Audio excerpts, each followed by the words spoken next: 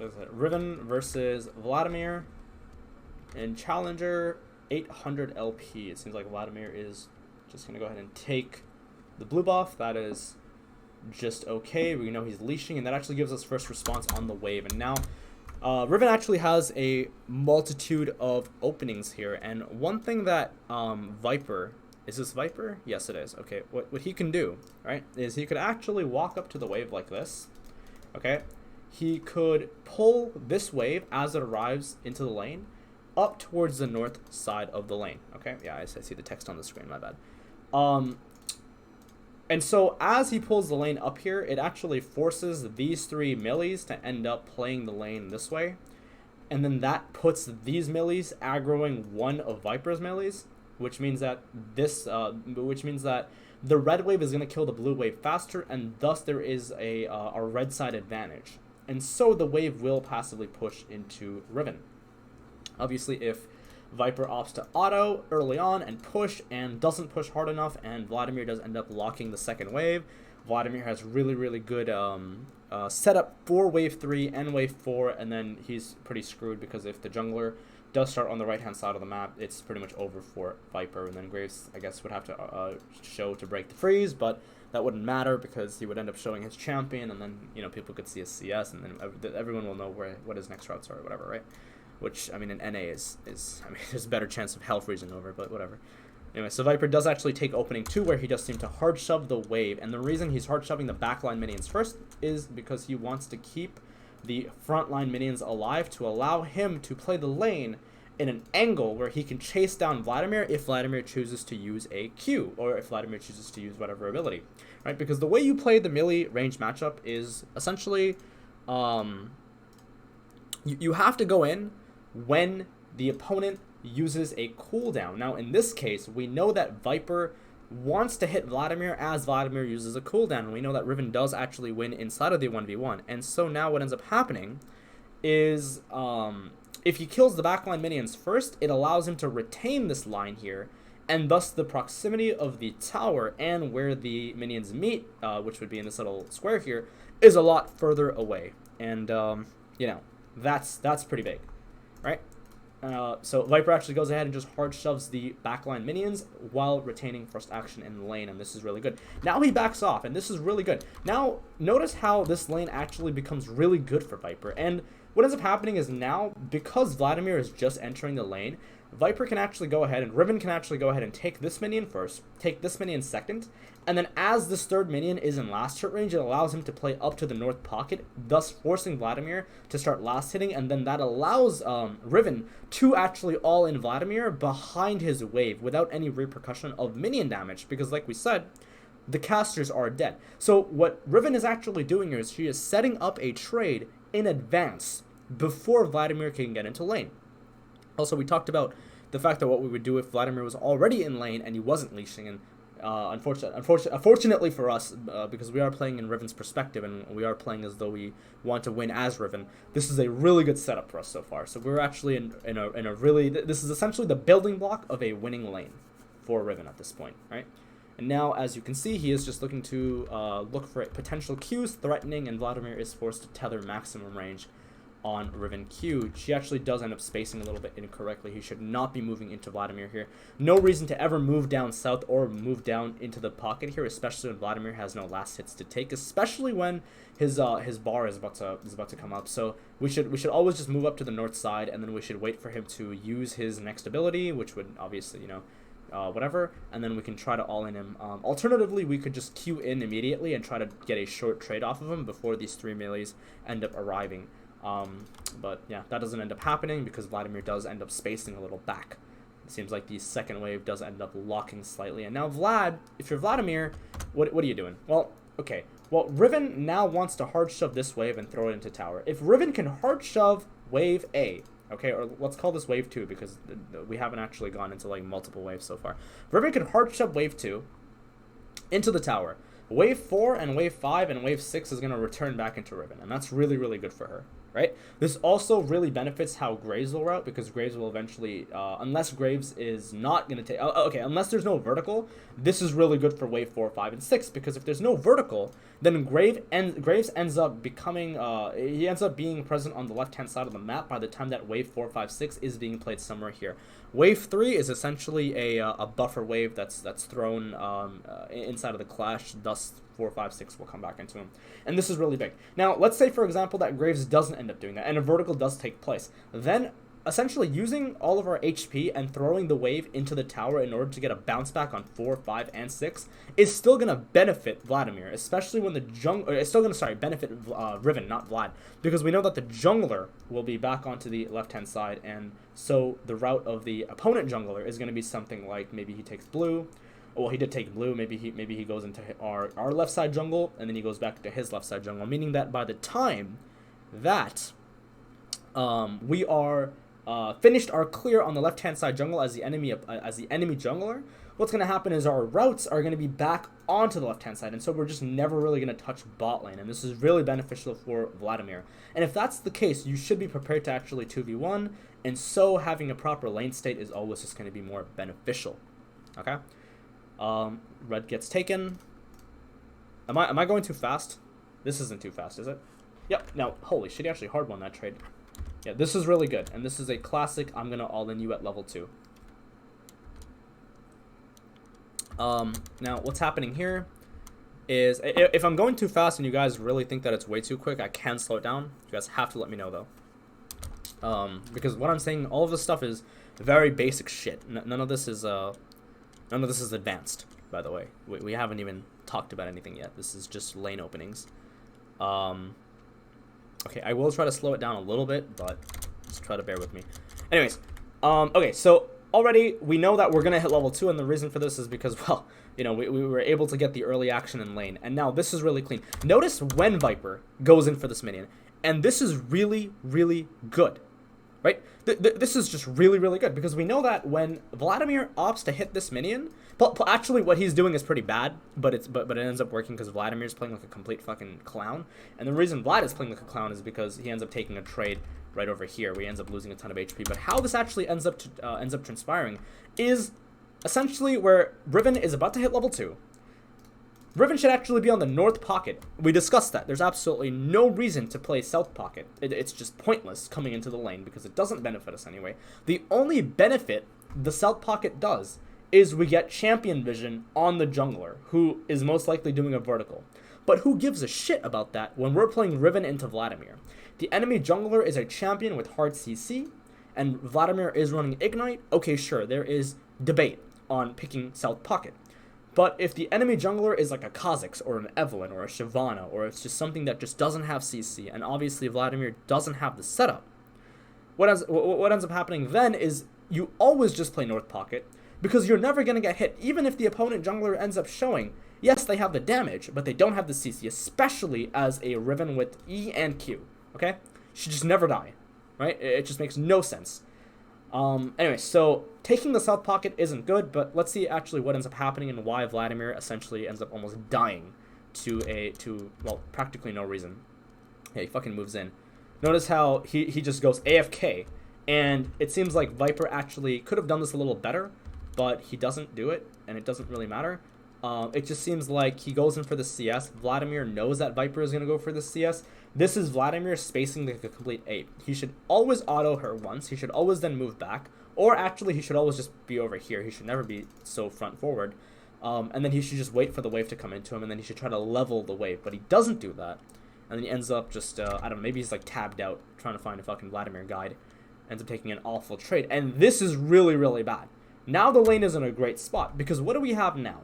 We essentially have free reign over all 4 of these casters, okay? And there's a melee, I think, in there somewhere.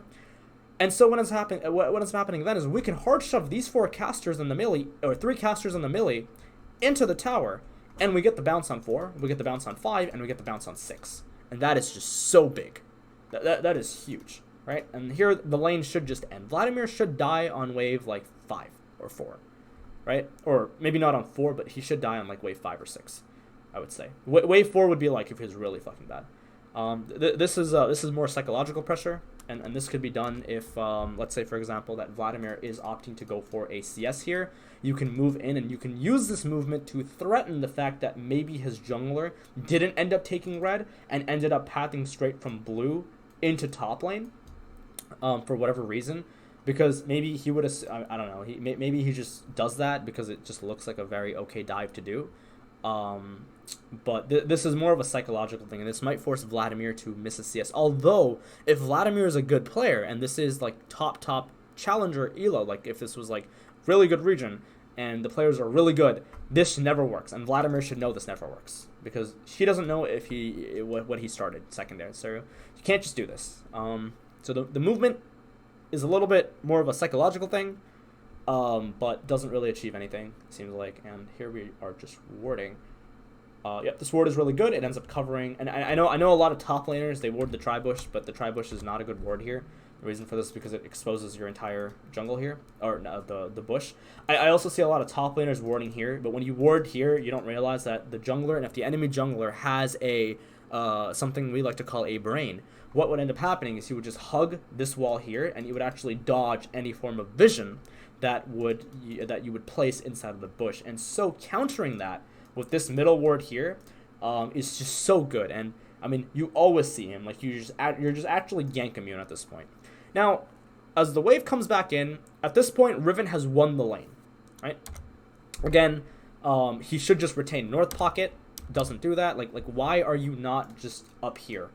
Why are you not just forcing Vladimir down to the south side, where now he can't position? Because look how the minions are being played. Vladimir can't position here because he'll get minion blocked. There's no way he can position here because this is too much of a narrow angle. And the fact that you don't even position yourself up north, forcing Vladimir to then ward, thus the wave pushes in, which would put his ward on cooldown and would apply even more pressure onto him because the wave is pushing in because Graves exists, just makes no sense. The fact that this guy doesn't sit here and just like move up and down inside of the bush and then take the last hits accordingly is just so fucking bad. It is just so random, and it just makes no sense. And then he should never really look to Q that. I think that's really poor. Like queuing this actually just doesn't achieve anything. You put your Q on cooldown because now you're forced to use the secondary and the third charges on it. And it just doesn't achieve anything. And then this allows Vladimir to also move in for CS he otherwise shouldn't be allowed to take. And this is just maximizing your every little ability, right? But like, fucking, just, why are you not here? This is so frustrating to watch. Just sit over here and just laugh at Vladimir because he can't do anything. There's nothing that this guy can do inside of the lane, and he would win. Again, this auto makes absolutely no sense. Like, what the fuck are you doing autoing? I mean, these players, both of them are playing like terrible now, right? Because what do we have? If you evaluate the count in the lane, right? We have 1, 2, 3, 4, 5, 6. We have 6 reds, and then we have 1, 2, 3, 4, 5, 6 blues. So now theoretically the lane's even, but not really, because wave 4, which is right over here, is closer proximity to the clash. Right, this is where the minions meet, and so the wave will passively push into Vladimir. When you know that it's going to be when you know it's going to be a vertical jungle clear, that the enemy jungler possibly knows that Graves took his red. Why are you autoing the wave? Why are you shoving in the wave? It doesn't achieve anything. Now, you can auto the wave, but if you auto this wave enough times, it actually completely messes up the lane state, puts you under a ton of pressure, and gives immediate safety to Vlad. And we all know we know that Vladimir is literally on pro guides right now trying to figure out how to play the champion because he was AFK for the first 2 minutes of the lane. So that being said, and you know, we can evaluate that this guy probably doesn't play Vlad or top lane. We would just have to hard shove the next wave into him, and then we would have to pray that, you know, the enemy jungler doesn't just end up showing up while we are hard shoving wave 3. But this in itself is just bad play. Just don't even auto. Don't do anything to the wave. Let it come in. You're gonna win. Just doesn't do it. And you know, this is NA at NA's finest gameplay so far. Yeah, look at him. Like, what the fuck? What are you doing? And now it's just autoing. Like, this is just mindless play. Like, look at this. You've already screwed up the lane state. Shove the wave. Just hard shove. Kill these minions. Throw it into tower. Vladimir doesn't give a shit. A good player will never walk up. Now, maybe what Riven is thinking, and a lot of high elo top laners inside of Masters and the ones that are hard stuck in like 250 LP are thinking that, hey, maybe, you know, if I do this, then and I lock the wave, you know, fucking Vladimir can't walk up to the wave and then I can all in him and then he loses minions. No, it doesn't work like that, because if he's a good player, he doesn't ever need to walk up and he could simply farm with Q. And if he's a good player, he'll end up spacing correctly and you won't have an opening. So this is very stupid. Right? So he should just hard shove the wave in, throw it into, and look at this shit, it ends up locking. And it ends up locking because the HP of these two cannons is very different. And so now Vladimir, who was essentially playing the lane like he was in a fucking, like, just didn't have hands and was playing with his, like, feet, is actually in a really good spot now. Because Riven opts to just mess up the lane after getting a clear advantage. So this is just... Like, if I was to watch this game and I didn't know which, like, if this was actually Challenger, I would have assumed that Riven is probably, like, a Plat 5 player at best right now. And Vladimir probably got Elo boosted or something. But this is just so disgusting. Shove the wave. Take the HP. At this point, if you're sitting at, let's say, 100 HP and Vladimir's sitting at 100 HP, why are you fighting Vladimir for HP when Vladimir is a champion that will always win?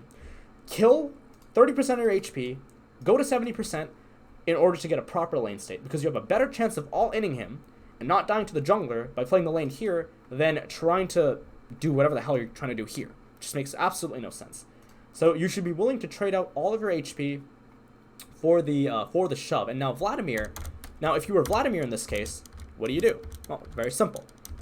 If you notice that Riven has already kind of screwed up the lane, you could take an additional trade. You could take a disadvantageous trade. Now, if Riven is at 100, and let's say Vlad is at 100, and Riven acknowledges that this lane is screwed, Riven can hard shove the wave, lose 30, go to 70 HP, or 70% HP, sorry.